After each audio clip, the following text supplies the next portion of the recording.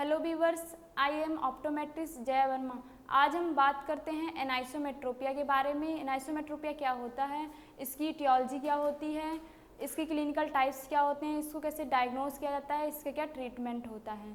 अब हम एनाइसोमेट्रोपिया जानने से पहले जान लेते हैं आइसोमेट्रोपिया क्या होता है। आफ्टर रिफ्रैक्शन हमारी दोनों आई की जो पावर्स होती हैं वो इक्वल हो, उस कंडीशन को हम आइसोमेट्रोपिया बोलते हैं। बट आफ्टर रिफ्रैक्शन जब हमारी दोनों आई की पावर आती है उसमें डिफरेंस होता है, अनइक्वल होता है, उस कंडीशन को हम एनाइसोमेट्रोपिया बोलते हैं। किसी पेशेंट में 1 डायप्टर का डिफरेंस हो दोनों आईज की पावर में, तो जो रेटिना पे इमेज बनती है उसकी साइज़ में 2% का डिफरेंस होता है।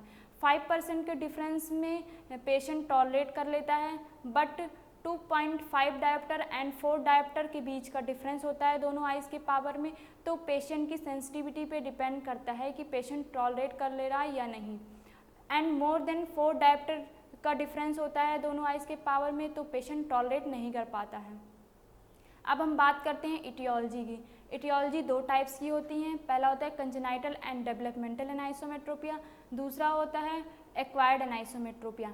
Congenital and developmental anisommetropia occurs due to differential growth of the 2 eyeballs. And acquired anisometropia, implantation of IOL wrong power, keratoplasty in one eye, trauma to the eye, and asymmetric age changes, uniocular aphakia after removal cataractic lens. अब हम बात करते हैं clinical types. Clinical types 6 type की होती हैं। पहला होता है सिंपल एनाइसोमेट्रोपिया। इस केस में क्या होता है, हमारी एक आई जो होती है वो नॉर्मल कंडीशन मतलब इमेट्रोपिक कंडीशन में होती है, और हमारी दूसरी आई सिंपल मायोपिक होगी या तो सिंपल हाइपरमेट्रोपिक होगी। उसको हम सिंपल एनाइसोमेट्रोपिया बोलते हैं। अब हम बात करते हैं कंपाउंड एनाइसोमेट्रोपिया। कंपाउंड एनाइसोमेट्रोपिया के केस में क्या होता है, हमारी बोथ आइज हमारी दोनों आई क्या होती है, कंपाउंड मायोपिक होंगी या कंपाउंड हाइपरमेट्रोपिक होंगी। बट इसमें क्या होता है, एक आई हमारी उसका रिफ्रैक्टिव एरर हाई डिग्री का होता है, इसको हम बोलते हैं कंपाउंड एनाइसोमेट्रोपिया। अब हम बात करते हैं मिक्स्ड एनाइसोमेट्रोपिया। इसमें क्या होता है, हमारी एक आई क्या होती है मायोपिक होगी और दूसरी आई क्या होती है हाइपरमेट्रोपिक होती है। इसको हम मिक्स्ड एनाइसोमेट्रोपिया और एंटीमेट्रोपिया भी बोलते हैं। अब हम बात करते हैं सिंपल एस्टिग्मेटिज्म एनाइसोमेट्रोपिया। इस केस में क्या होता है, हमारी जो एक आई होती है वो इमेट्रोपिक होती है मतलब नॉर्मल कंडीशन में होती है, और हमारी जो दूसरी आई होती है वो सिंपल मायोपिक एस्टिग्मेटिज्म होती है या तो सिंपल हाइपरमेट्रोपिक एस्टिग्मेटिज्म होती है। इसको हम बोलते हैं सिंपल एस्टिग्मेटिज्म एनाइसोमेट्रोपिया। अब हम बात करते हैं कंपाउंड एस्टिग्मेटिज्म एनाइसोमेट्रोपिया। इस केस में क्या होता है, हमारी जो दोनों आई होती हैं बोथ आइज एस्टिग्मेटिज्म होती हैं बट अनइक्वल डिग्री की होती हैं। इसको हम कंपाउंड एस्टिग्मेटिज्म एनाइसोमेट्रोपिया बोलते हैं। अब हम बात करते हैं मिक्स्ड एस्टिग्मेटिज्म एनाइसोमेट्रोपिया। इस केस में क्या होता है, हमारी एक आई हाइपरमेट्रोपिक एस्टिग्मेटिज्म होती है और एक आई मायोपिक एस्टिग्मेटिज्म होती है। इसको हम मिक्स्ड एस्टिग्मेटिज्म एनाइसोमेट्रोपिया बोलते हैं। अब हम बात करते हैं status of binocular vision in anisometropia. पहला होता है यूनिओकुलर विजन। यूनिओकुलर विजन में क्या होता है, हमारी मान लेते हैं हमारी जो लेफ्ट आई है वो हाई रिफ्रैक्टिव एरर है, इसमें जो राइट आई क्या करेगी, हमारी हाई रिफ्रैक्टिव लेफ्ट आई को सप्रेस कर देती है, जिससे डेवलप हो जाता है एम्ब्लाइपिक एनाइसोमेट्रोपिया में। इसे हम यूनिओकुलर विजन कहते हैं। बाइनोकुलर विजन क्या होता है, बाइनोकुलर विजन में हमारे पास 2 आईपॉल्स हैं, 2 रेटिना हैं एंड 2 फोबिया हैं। तो जब हम किसी ऑब्जेक्ट को देखते हैं तो हमारी रेटिना एंड फोबिया स्टिमुलेट करती हैं, जिससे हमें एक ही ऑब्जेक्ट दिखाई देता है। दोनों आई से 2 ऑब्जेक्ट ना दिखकर हमें एक ऑब्जेक्ट दिखाई देता है, इसे हम बाइनोकुलर विजन कहते हैं। लो डिग्री का एनाइसोमेट्रोपिया में बाइनोकुलर विजन प्रेजेंट होता है। अब हम बात करते हैं अल्टरनेट विजन।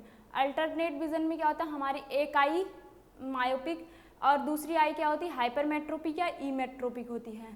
अगर हाइपरमेट्रोपिक हमारी एक आई है तो उससे हमारा एकोमोडेट करके डिस्टेंस का विजन हमारा क्लियर हो जाता है, एंड मायोपिक दूसरी आई हमारी मायोपिक होती है, उससे हम नियर का विजन क्लियर कर लेते हैं।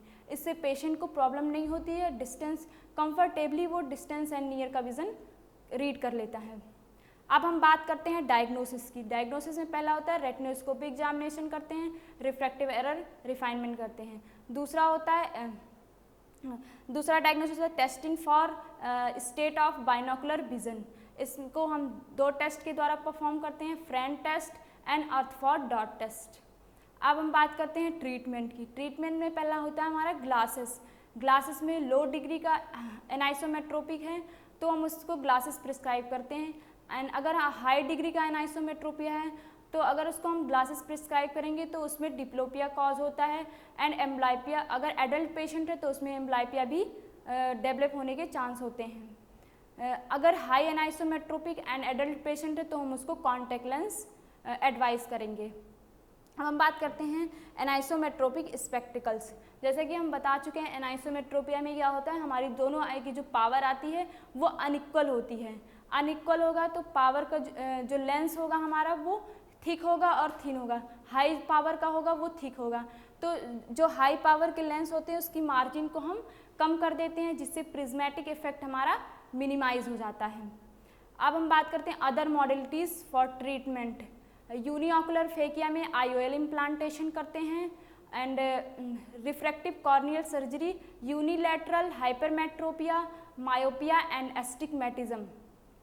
और फॉर मोर देन 10 डायोप्टर का रिफ्रैक्टिव एरर है तो उसमें रिफ्रैक्टिव लेंस एक्सचेंज करते हैं।